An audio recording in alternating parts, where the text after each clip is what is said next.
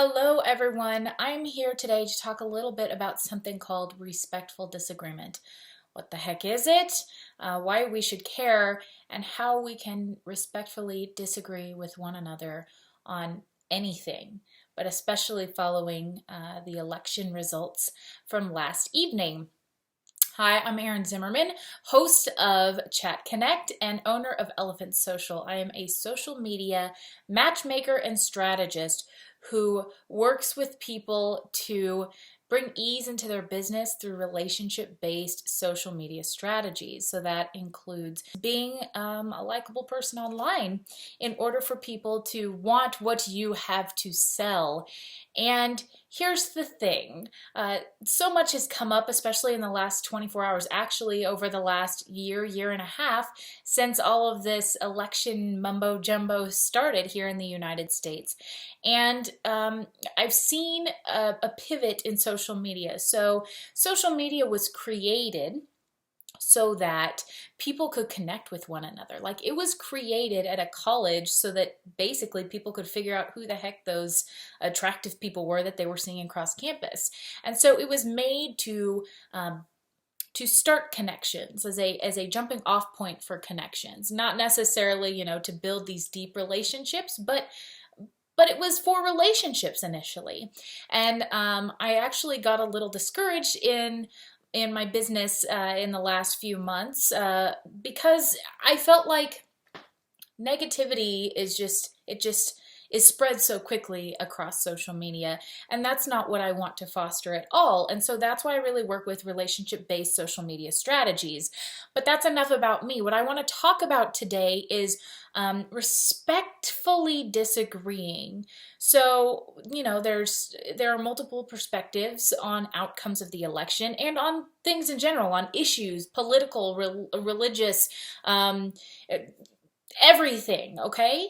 And you have to realize people have different perspectives. So when you disagree with someone, especially online in this area where news and opinions and negativity can spread pretty quickly, and it's more difficult for positivity to spread. I want to encourage us to spread positivity, but at the same time, it doesn't have to be all rainbows and unicorns when you don't feel like posting rainbows and unicorns. And if you see something that you disagree with, here's what I suggest you do. Number one, do not report something as offensive unless it is. So don't report a post that someone made to Facebook. Don't report it as offensive or violent or anything else of that nature with profanity or anything like that, unless that is truly what happened. Do not report something just because it is not a view that you support.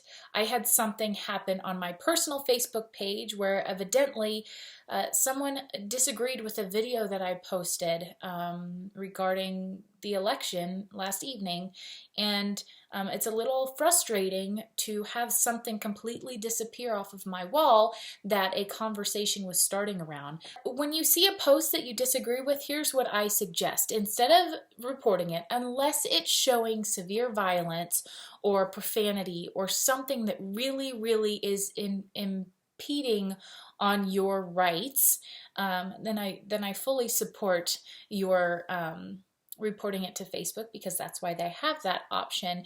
But if you see something that you do not agree with, you can disagree with me. You can disagree with anyone. But here's what I suggest. Number one, don't use name calling as a form of debate. Okay? Don't call people names. Don't spew things. Think before you post, and no profanity around it. So if someone says something that really triggers you, you can have that conversation online, sure. But you could also message them, or you could also, if it's someone that you know, then reach out to them and you can talk to them in person, because social media is a way to connect people initially, and it's a way to get people talking, but it's not the platform to continue really deep conversations on. And if you have a very strong opinion, reach out to someone and talk to them about it, but don't impose your opinions on them. So number one is don't use names. Well, I guess number one really is don't report it unless it's really reportable. Number two is don't use profanity in names. Don't call people names. Don't call movements names, or say things are idiotic or bigoted. Just don't call names at all. It's no one appreciates being called names, and they will come to the defense immediately. And then if you're really trying to have a conversation, it's not going to connect. No one's going to try to see someone else's perspective if it starts out, or if there are any name slingings at all. So that's number two. Number three, if you want to continue a conversation, like I said, you can take that offline. You can talk to someone. Do not harass someone. But if you feel like what they said on their page is completely incorrect and you feel like you really, really, really need to say something, then message them about it. You can have a conversation. You can hop on the phone. You can hop on a video chat. You can meet for coffee. But Facebook and other social media platforms aren't for these big, long debates, though it seems like they have turned into it's turned into that a little bit, especially during this time. Number four, if you disagree with a post, I urge you to just hide the post. So if you see a post, you can click on the top right corner. There's a little arrow that points down. That's a drop down, and it says hide post. You can click hide post. And if you really, really, really disagree with the views or opinions of someone, then you can stop being their friend on Facebook or across any social media channel. There's no reason for you or for anyone to basically delete something that someone has personally posted just because they disagree with it. That's not respectful at all. And so if someone just keeps spewing hate or spewing a perspective that you really, really, really disagree with, there's no reason for you to stay friends with them on social media. And if you're friends with them in real life, but can't stand how they act on social media, that's totally cool. You can unfriend them, or you can hide their posts for a while. There is a way to not only hide individual posts, but you can block updates to your news feed. And so that's really, that comes in handy when it comes to family or someone like a colleague that you spend a lot of time with. But when it comes to friends, you want to surround yourself not necessarily with people who constantly have the same opinion as you, because that's not going to lend to the diversity of your thinking, of your ideas, and healthy debate is good every once in a while. Healthy conversation is great daily. Keep that in mind. But if someone's views are really tearing you down, and if someone is constantly pushing their opinion on you or someone else, it is totally okay to not be friends with them anymore. It is totally much more respectful to do that than it is to really try to start a fight on Facebook or sling hate and negativity. And honestly, the last point that I want to give you is use social media to spread positivity and hope and stories. I know I'm tired, and I know a lot of people are tired of it being just a platform for negativity to spread, for hate and bad words and bad names and lies and everything else.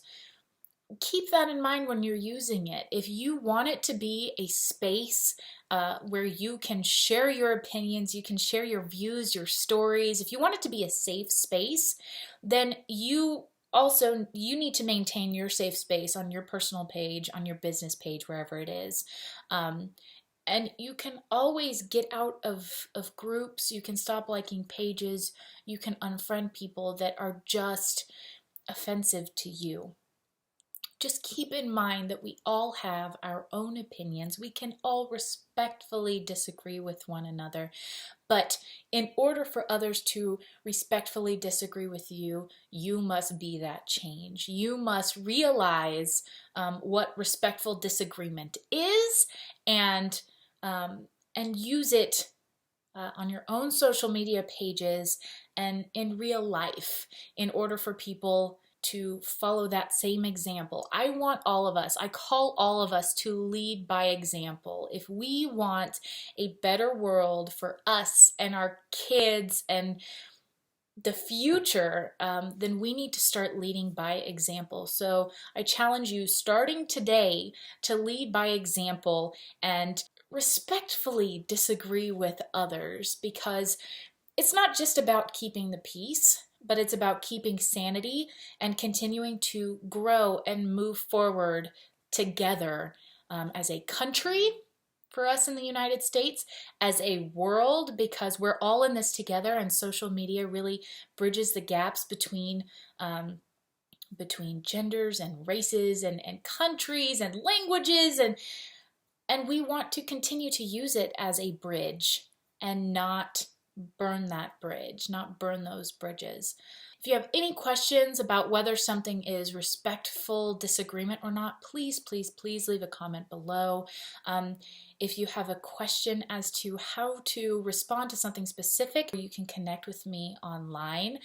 Please join our private Facebook group. It is at facebook.com/groups/social-elephant, and we talk a lot about how to post things and what's the best way to go about responding or starting a conversation on social media. So I'd love for you to be part of the conversation there. I am here for all of us. I am here to support you in your decision to respectfully disagree with others and start conversations, real good, true conversations, and make the world a better place. Just know that I am here for you, and let's all agree to respectfully disagree.